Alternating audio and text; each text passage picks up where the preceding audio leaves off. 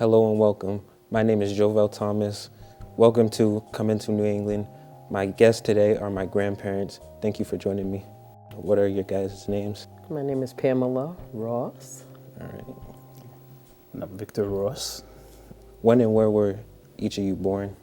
I was born in Providence, Rhode Island, in 1954. And I was born in Providence, 1952. How did your family come to live here? My father and mother both were born here, Yeah.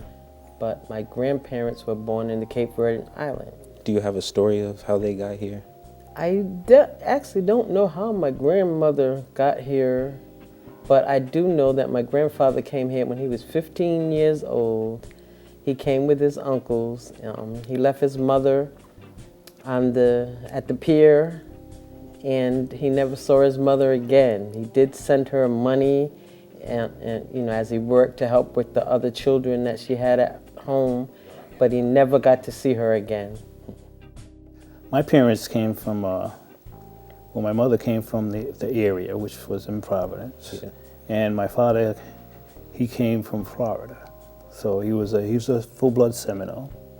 So he came up with his brothers and sisters, and they came up into the Providence area, right straight from the from the reservation. And my mother was a foster kid. What was it like growing up with your families? I was very close to the Cape Verdean side of my family, but also my mother's family. My mother had, there were 7 children in their family. I was very close with my aunts and uncles. We had a lot of family dinners. Like we always got together on holidays and everything. So it was a lot of fun.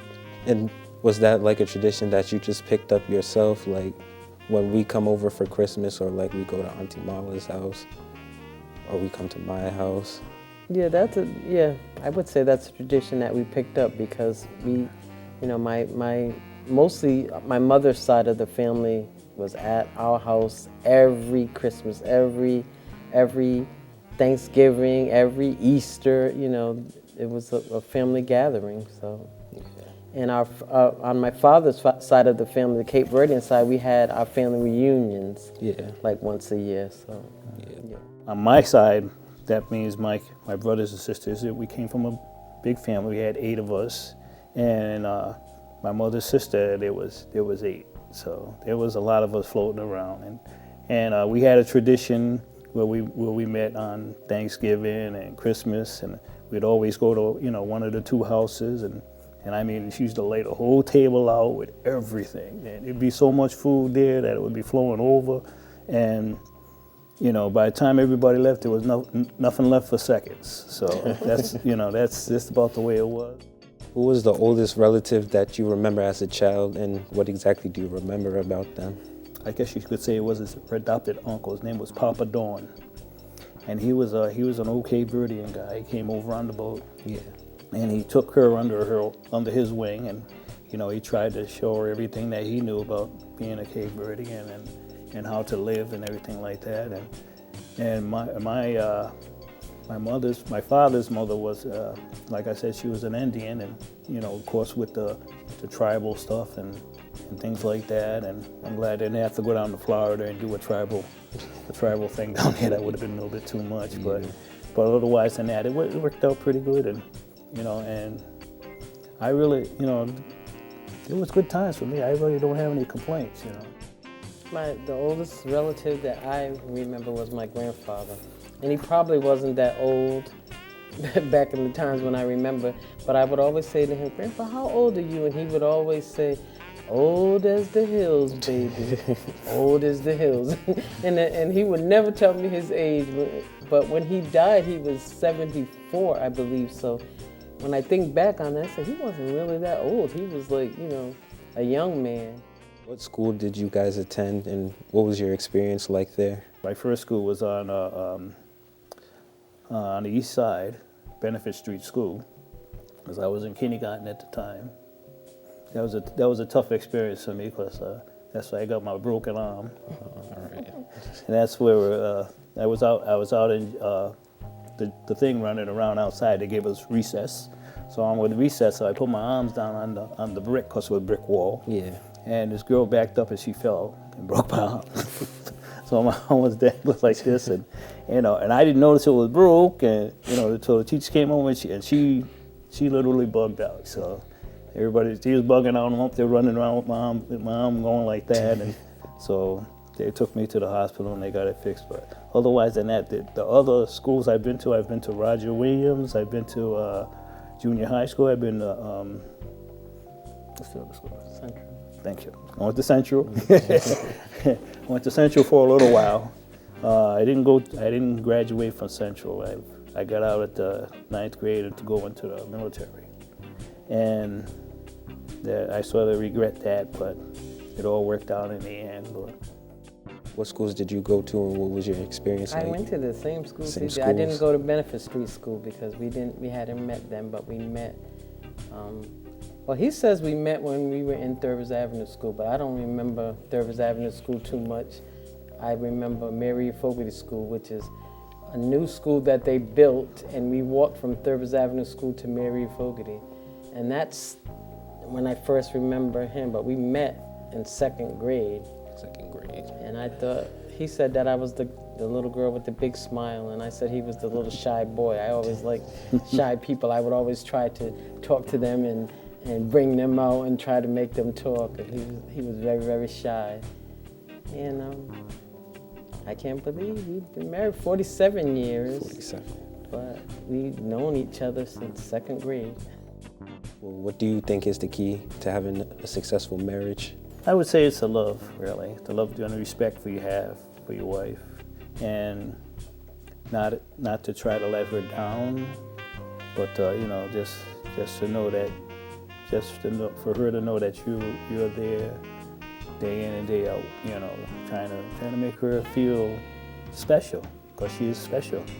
The Bible says that you leave your mother and father and cleave to your wife, which is good, and it is good. You say the same thing? I say respect, yeah. Respect. That's what I found a successful marriage to be, that you respect one another, and to have your children see you respect one another, because that's what gives them the example. Now I'm looking at my children, and the 3 of them have successful marriages, and it's because of what they've seen in their father and I. And to go kind of back into the topic of your children, what do you feel like is the proudest moment that you had being a parent? You guys probably have different moments. My special moment was holding my kids, and then thinking that these are my kids, and you look at them and they look at you, and they say dad, and that sort of like melts you. Yeah. I see that in all my kids. My son, he happened to be bigger than I am. And I just, every time I hug him, I melt. It's like I melt when I hug him, because he's my son. He's part of me. And he's part of me and my wife. And I'll do anything for him. I really do anything for my son and my daughters, and all the kids that I have, all the kids that I know. And I think my proudest moments have been to see the type of parents that my children have turned out to be, and the type of marriages that they have. But I remember my dad telling me, "You don't owe me anything except to take care of my grandchildren and to be good to my grandchildren." And so that's the same way I felt about my children. They don't owe me anything. I did everything I could do as a parent so that I could see them grow up to be good parents and love their children and do for their children the same way I did for them. And so I think those are my proudest moments, just to see them with their children and how they interact with them.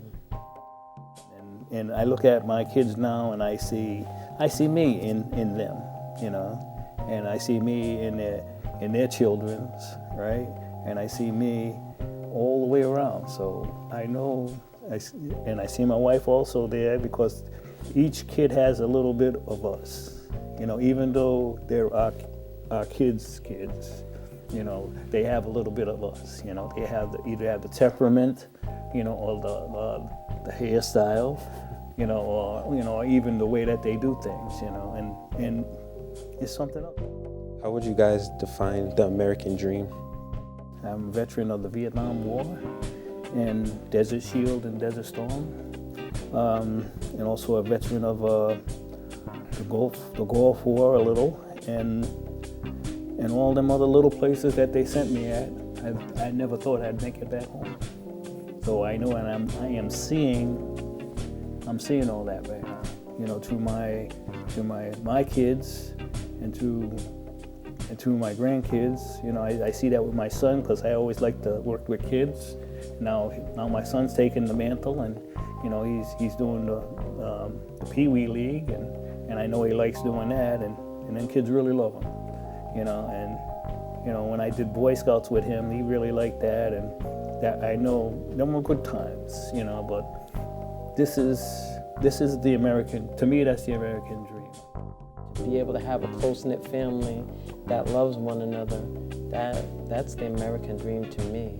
You know, we have a home, we have a car, we have different things, but those are not so much the American dream as our family. I love you guys. I missed you guys too. And thank you for sitting down and talking with me today about yourselves. That'll conclude our interview for today.